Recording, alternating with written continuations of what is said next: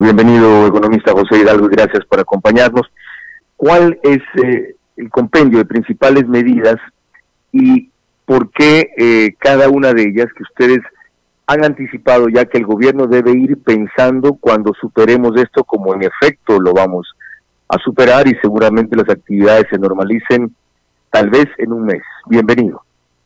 Buenos días, Carlos, un gusto estar en su programa.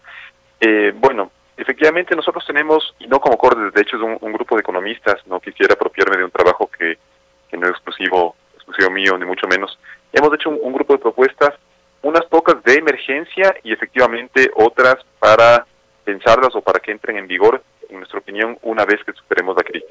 Las medidas de emergencia incluyen, por ejemplo, la posibilidad de que las empresas y los trabajadores se pongan de acuerdo en cuanto a sus haberes del mes de marzo o del mes de abril, a fin de evitar despidos innecesarios en aquellas empresas que se muestran viables en largo plazo, pero que obviamente en la actualidad no pueden llevar sus actividades con normalidad. En caso de las empresas que ya no sean viables, lo que proponemos es que esté vigente la figura de la responsabilidad limitada, a fin de poder llevar adelante procesos de quiebra y de reestructuración ordenados. En la parte financiera hemos sugerido justamente, algo que los bancos ya están anticipando, que para aquellos clientes que no puedan pagar sus obligaciones, porque esto no debería ser algo generalizado, se considere o se tenga como opción la posibilidad de que algunas obligaciones sean refinanciadas a fin de evitar un deterioro generalizado en la cartera de los bancos, pero precautelando siempre el dinero de los depositantes.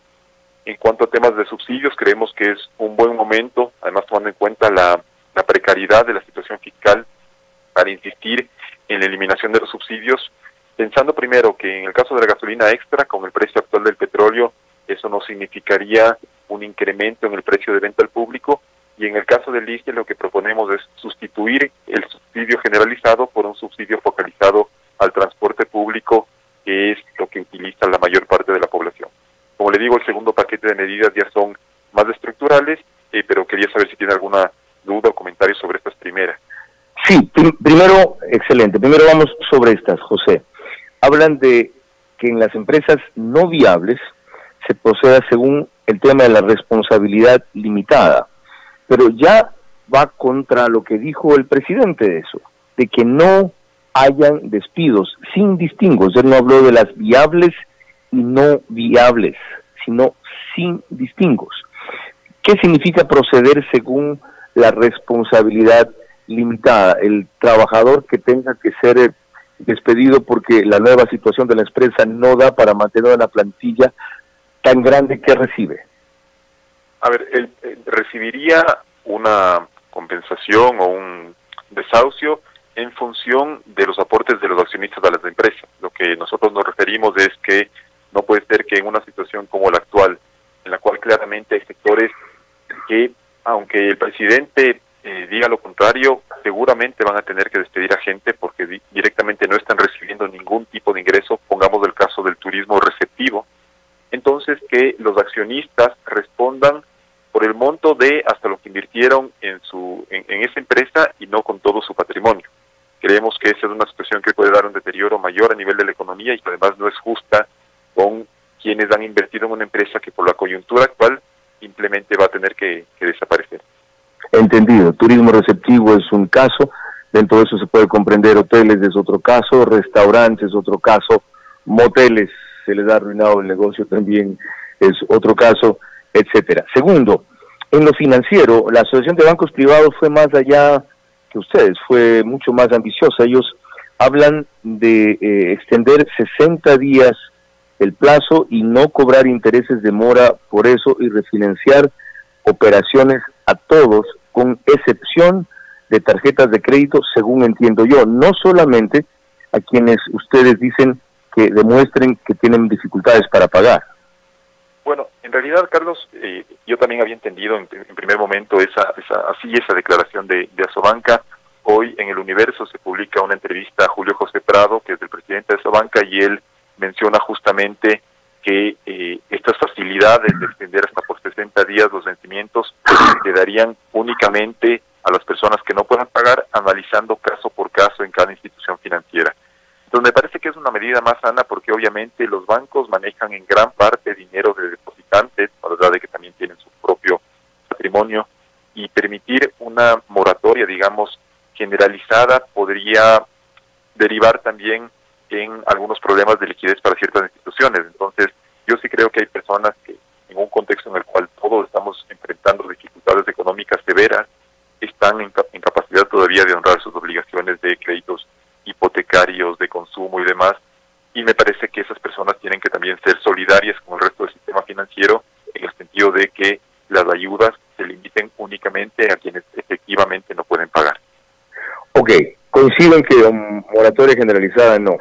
Dije específicamente que se debían exceptuar tarjetas de crédito, pero entonces, ¿de qué vale que los bancos hayan tenido las utilidades más fabulosas del año pasado, en plena recesión?